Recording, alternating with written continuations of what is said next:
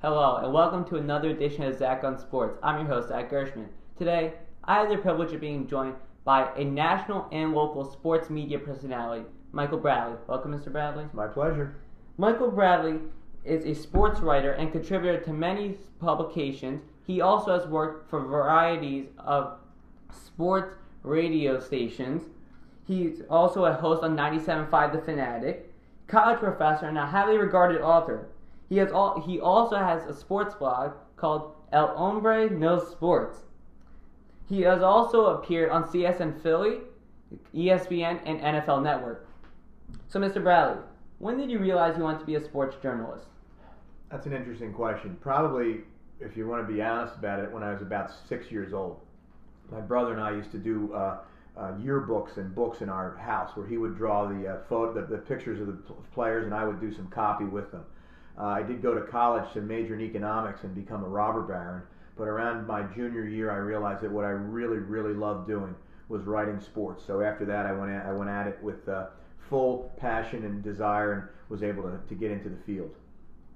As someone who has done local and national sports reporting, which do you prefer more?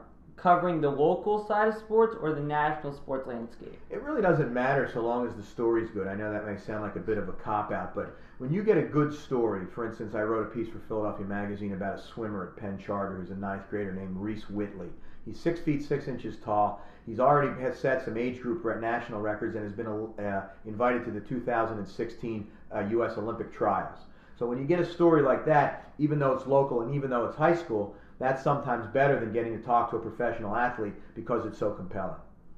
Is there a special memory from a local or national story that you can share with us? Anytime I got a chance to speak with John Chaney was a tremendous experience, the former Temple coach. When you got an audience in his office before they were in the Apollo or the Liacouras Center, it's a tiny little place in the bowels of the McGonigal Center, and you would McGonigal Hall. You would go into his office, sit down, and you'd speak to him for about an hour and a half.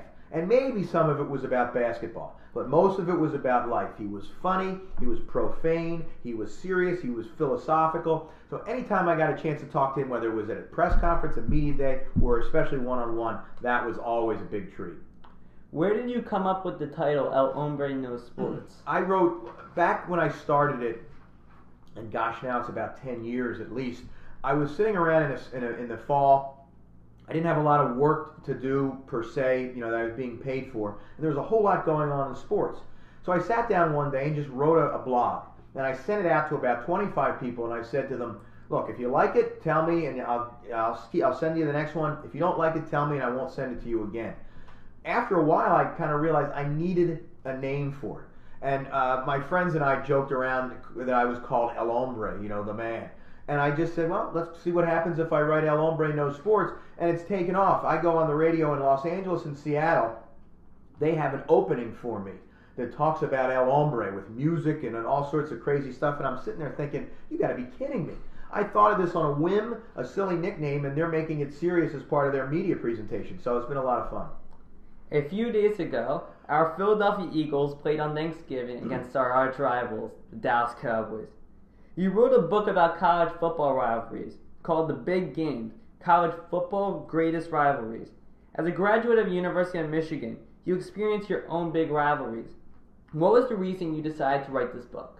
I love college football history. I remember when I was interviewing for my first job way back in 1983 in the dark ages. I was asked by the editor, the sports editor, what was my ultimate goal? And after making him laugh by saying, I want your job, I said, I want to write the definitive history of college football. Well, to write that would take about 1,100 pages and probably more years than I have left on this planet. So I thought, what's the next best thing? Pick a specific topic. So I picked 10 rivalry games. And I had a lot of fun. I interviewed 150 people, used about 40 to 50 books, and it was great fun researching this stuff because it meant so much to me, and to talk to people that I remembered watching as a kid, Archie Griffin and some of the Oklahoma players, and then to talk to some of the people from way back, Heisman Trophy winners from the 40s and the 50s, was a tremendous thrill. How does the Eagles-Cowboys rivalry compare to the biggest college football rivalry? I don't think it's even in the same ballpark. Philadelphia fans get upset when we say this, but the Dallas game's a lot bigger to the Philadelphia fans than it is to the Dallas fans. Dallas fans have rivalries with all sorts of teams because, quote-unquote, America's team. They've been good for so long. They've played so many people. The Dallas-Washington rivalry is thought of throughout the NFL as bigger. There aren't any real big NFL rivalries. Yeah, Pittsburgh and Cleveland don't like each other so much, but you don't have the same sort of pageantry that goes with a college rivalry. So Auburn, Alabama, Michigan, Ohio State, Notre Dame, USC, Florida, Georgia, they all have more going for them, more history, more tradition than the pros do. So I would say that a pro rivalry is way down on the list. Speaking of the Eagles, you were one of the hosts on the pregame show on 97.5 The Fanatic with the Axeman, Yes. Jeremiah Trotter. Trotter has made a nice transition from the football field to the broadcasting studios. What do you think makes a good sports journalist, and why do you think so many athletes decide that they should go behind the mic once their career is done? You have to know the game, whether you're a sports journalist that is not a former player or whether you're a former player going into the business. One of the reasons that these former athletes like Jeremiah go in is that they played it. I can sit there and talk about who won the game, why they did, what the statistics were, but I can't say, well, on a 3rd and 5 play, when I've got to cover a fast back out of the backfield as a linebacker, here's what I have to look for. I can't do that. Jeremiah Trotter can. Dan Fouts can. The players, Chris Collinsworth can. The guys that played the game know the game. They can also watch a play and tell you just about what everybody did on the play. I'm still trying to learn what the guards are doing. Okay, what did this guy do? So they have the experience, and that's what you need more than anything else. You need the knowledge, you need the experience, and then you have to have the passion. If you don't want to do it, it shows. Before we conclude, Eagles, Seahawks, what are your predictions? Wow, that's a really tough one. This is the game that will define this season for the Eagles because Dallas comes in after that, and we saw what the Eagles did to the Cowboys on Thanksgiving. Then you play Washington, New York. Neither of those teams is going to be very much or very interested in the last 2 weeks. But this Seattle game is the acid test. I haven't really sat down and broken down a lot, but it's going to be very difficult for the Eagles. This defense of Seattle's seems to be getting better. What they did to San Francisco on Thanksgiving night was pretty impressive. And Russell Wilson, he's not going to be he's not going to be like Cam Newton or even Romo, who was playing hurt the way they could have sort of stood there and let the pass rush get them. He's so elusive, he's going to make it very difficult. So right now I'd give a small edge to Seattle, but with being at home and what the Eagles have done at Lincoln Financial Field in their last several games, I wouldn't rule them out. It should be a lot of fun. Mr. Bradley, thank you for joining me on this edition. You can follow Mr. Bradley on his sports blog at elhombre.nosports.com and on Twitter at dailyhombre.